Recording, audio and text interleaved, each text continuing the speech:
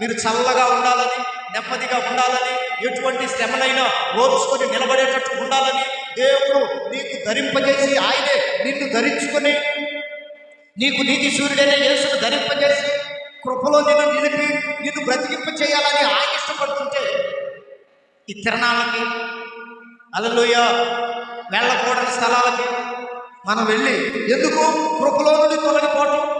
యేసు రక్తం ఒక మనిషి మీద ఉంటే సైతానుడే భయపడతాడు. నువ్వు వెళ్ళి సైతాను సమాజంలో కలిసి నేను కూడా అలానే అంటే నీ మీదనే యేసు రక్తం వాడికి ఏమనబడితే నువ్వు దాని యేసు రక్తం వాడు ఎట్లా వస్తాడు? ఇటువంటి వారందరూ కృపలో నిలిచేవాళ్ళు కాదు. అందుకే ఇటువంటి వాళ్ళందరూ మేడ మీద కింద ఉన్నారంట. చెప్పండి, మేడ మీద పైన ఉన్నారంటే మేడ మీద ఎవరున్నారంటే ఏక మనసు కలిగిన వారు, ఆమె ప్రార్థనా పరులు, హల్లెలూయా, కృపలో నిలవడానికి వచ్చిన వాళ్ళు.